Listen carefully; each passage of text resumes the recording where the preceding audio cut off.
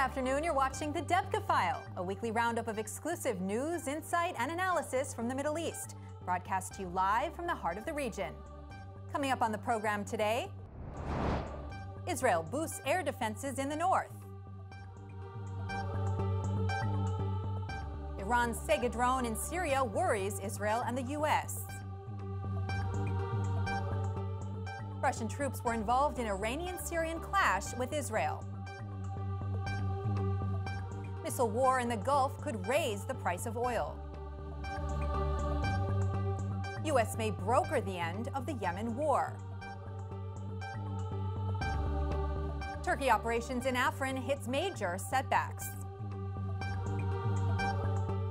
And now to this week's headlines. After the airstrikes against Syrian and Iranian targets in Syria on Saturday, Israel heightened its air defenses along its northern borders with Syria and Lebanon.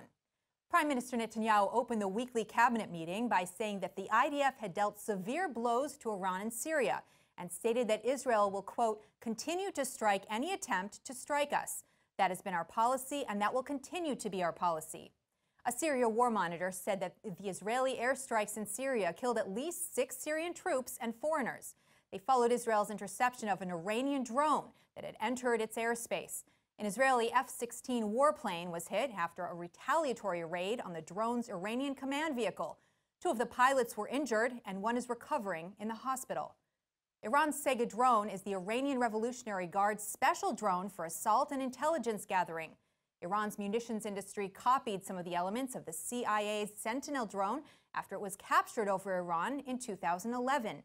The American drone is armed and capable of the most advanced nuclear testing. On Sunday, the IDF announced plans to boost the air defense systems along the northern border. Debka File exclusive sources tell us that the Syrian missiles are part of a collaboration with Russia. Iran sent an aerial vehicle over Israel from a Syrian base, which it shares with Russia. Jerusalem appealed to the U.S. and Moscow to put an end to the clash.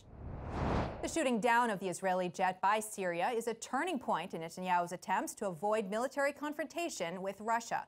He's been warning of the danger of Iran's military presence on Israel's northern border and said that despite the loss of an advanced warplane in the confrontation, Israeli forces would move forward with operations in Syria.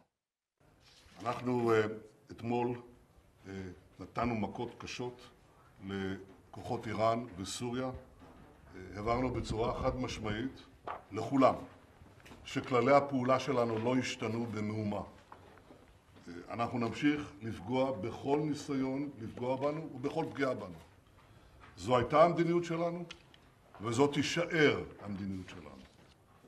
ואני מבקש לומר גם שאני גאה בכם, אזרחי ישראל.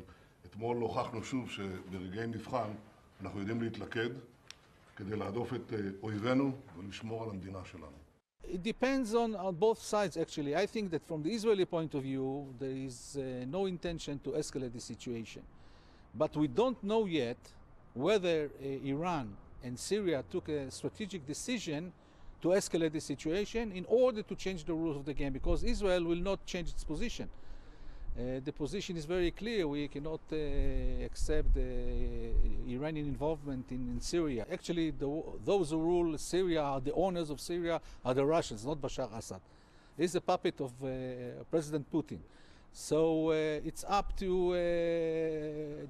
President Putin to decide. Israel wanted the Iranians out, and then after Netanyahu realized it's not possible, then they had to accept the fact that the Iranians are there in Syria. But the question is how far they will be from the Israeli borders.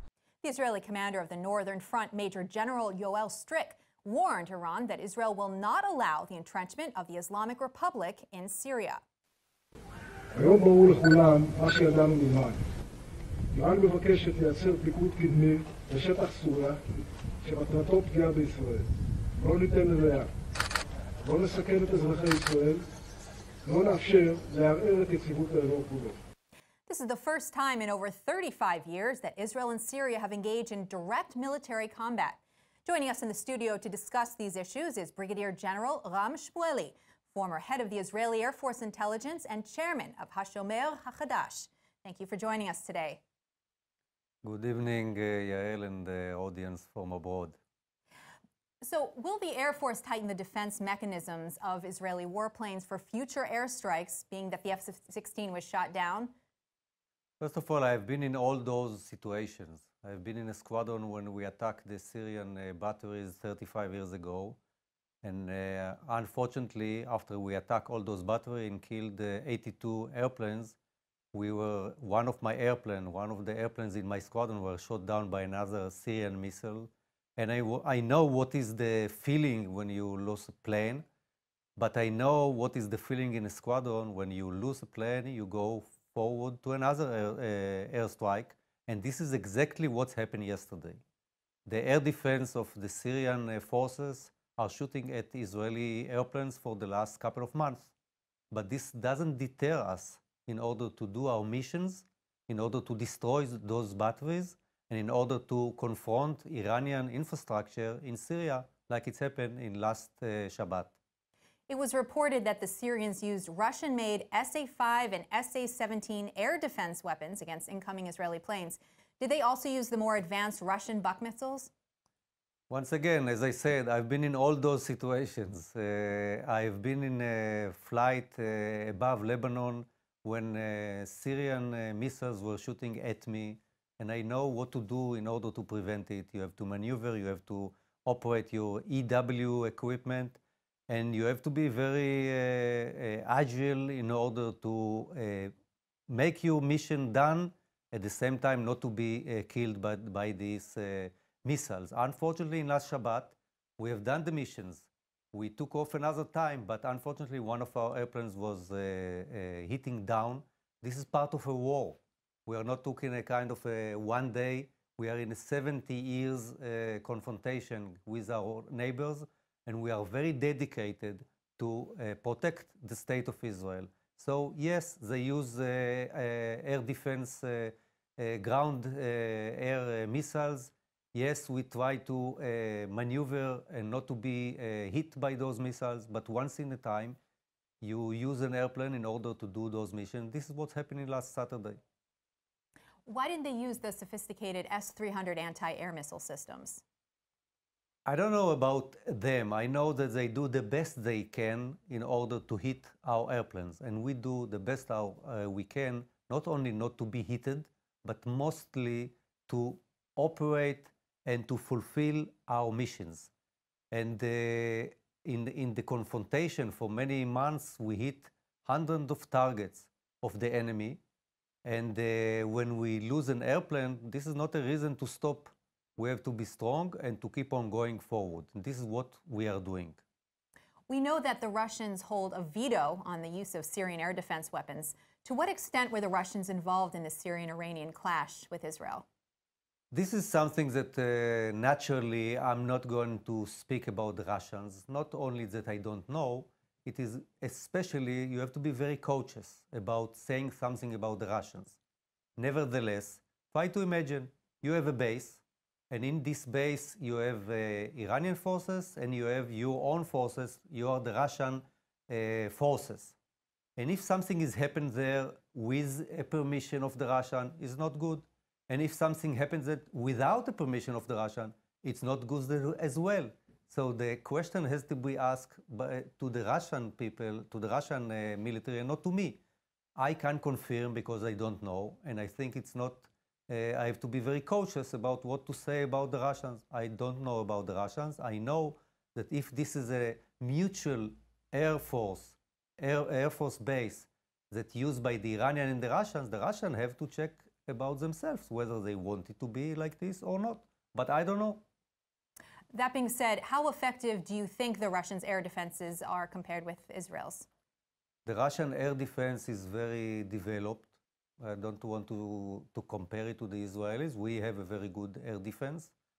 The Russian most advanced air defense was sold by the Russians to the Iranian. If you know about the S-400, the S-400 is the most advanced air defense battery, and the Russians could sell it only after there was the Iranian deal with the nuclear deal that was signed by the five superpowers with Iran.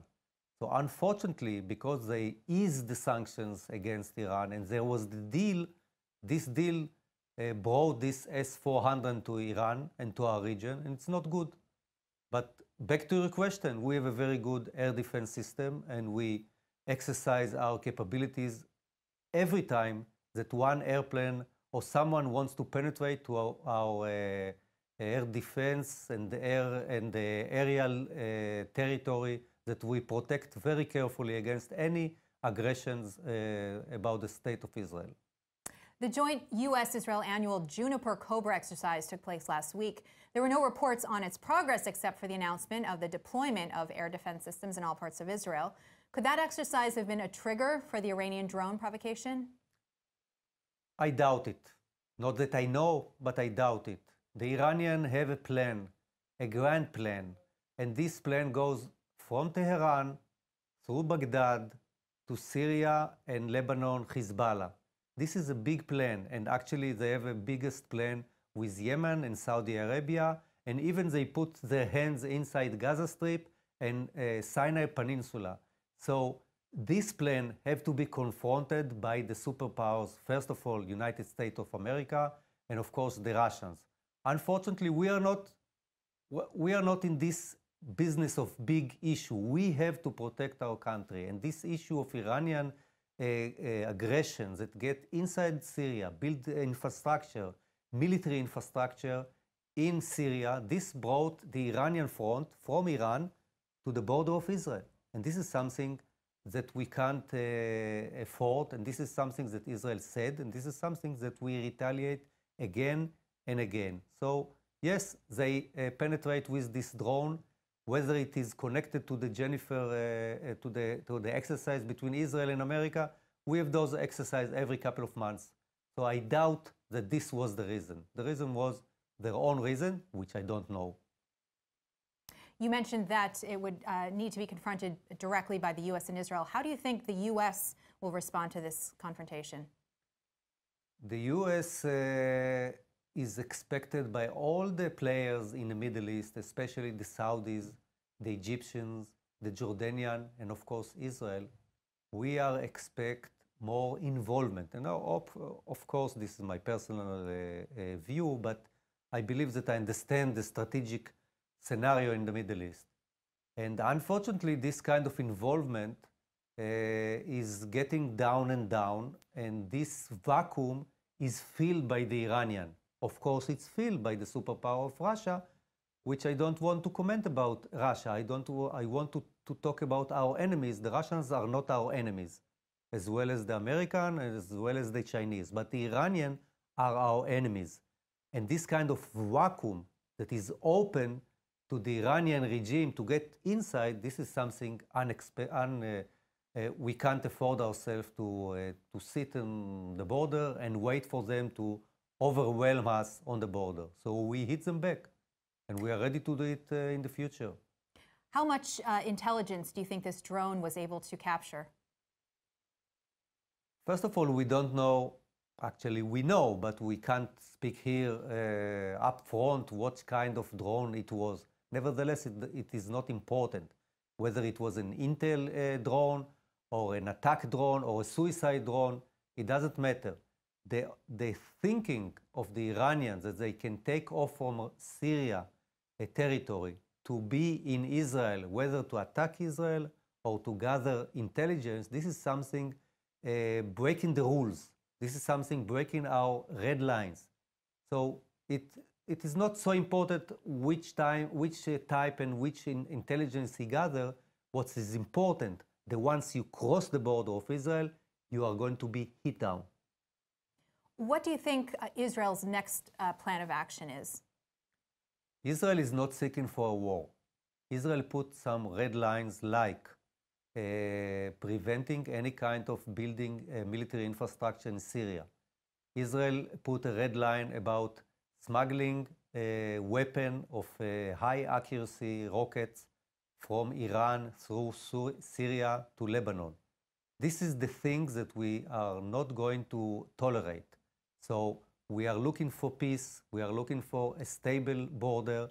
Nevertheless, if some of those red lines are broken, like it was in last Saturday, this is what we have done. And the Air Force as a commander in the Air Force, as a squadron commander, as the ones that took off and have been there so many times in the past, I can tell you that the Air Force is like a very efficient machine that is ready to execute the orders of the government of Israel. That's Ram Shmueli. Thank you very much for your insight today. Thank you. Yemeni Houthi rebels have continued to shoot Iranian-made missiles into Saudi Arabia. Saudi air defenses intercepted a missile which has been aimed from Yemen's Sa'ada province in the Saudi Arabian city Khamis Mushayet, which targeted densely populated areas.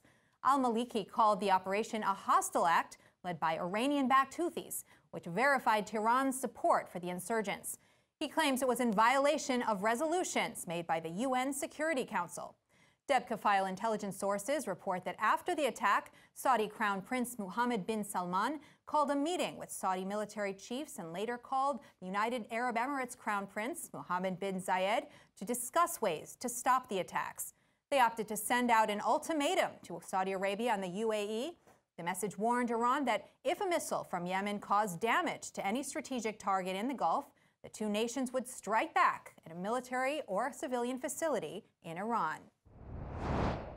Moving to Yemen, there are many forces in the Yemen war: Saudi Arabia, the UAE, Iran, the Houthi insurgents, and the Yemenis.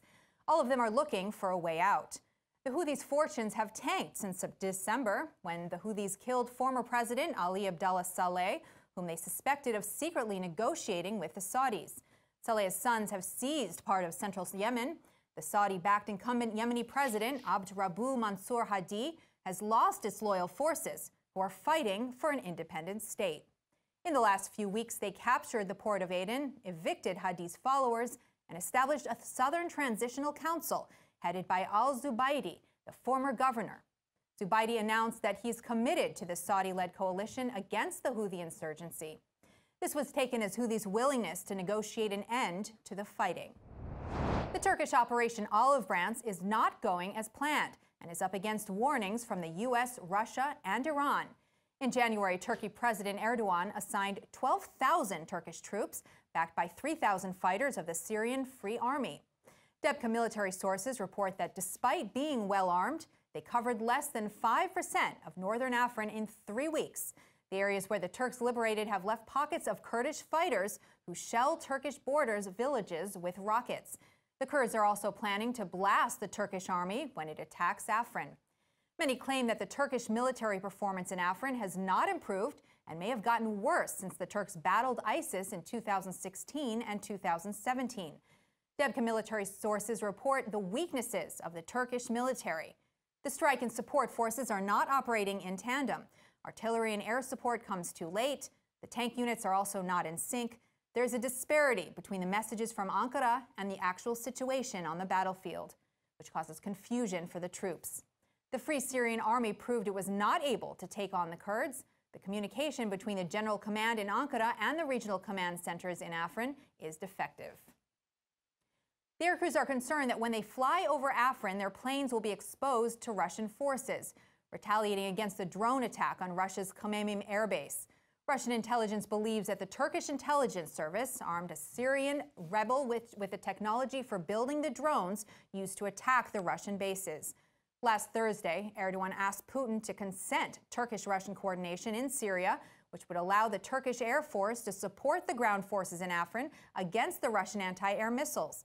Following their discussion, the Kremlin announced that the two leaders might create a tension reduction zone in Idlib between Russian and Turkish forces. According to Debka exclusive reports, Erdogan's request was denied, and then he faced Putin's demands to call off the Afrin operation, which repeated Iranian President Rouhani's commands that Erdogan stop attacking the Kurds. By refusing to obey these commands, Erdogan is defying Washington, Moscow, and Tehran. And now for a roundup of this week's regional headlines, the news in brief. For the first time in history, Israel is qualified for the team skating competition at the Olympics. The athletes will participate in this year's Winter Games in Pyeongchang, South Korea on Friday. Alexei Bichenko will compete in the men's figure skating program and will lead out the Israel delegation at the opening ceremony at the Pyeongchang Olympic Stadium. This year, Israel is sending 10 athletes, which is twice as many as the previous Winter Games. Saudi Arabia is in the early stages of building the world's tallest tower. The $1.5 billion project is being built by the Jeddah Economic Company. The plans have been moving forward despite the detainment of several investors for corruption. The executive chief says he hopes it will open by the year 2020. The tower will be over 1,000 meters tall and will feature residential, commercial, and shopping areas. The tower is going to have a number of records. At least we have gathered at least 8 world records until today and counting. Everything in the tower is state-of-the-art, latest technology. Some is implemented for the first time. That's it for this week's edition of the Debka File. We'll be back with you next week for exclusive news, insight, and analysis from the Middle East. Thanks for watching.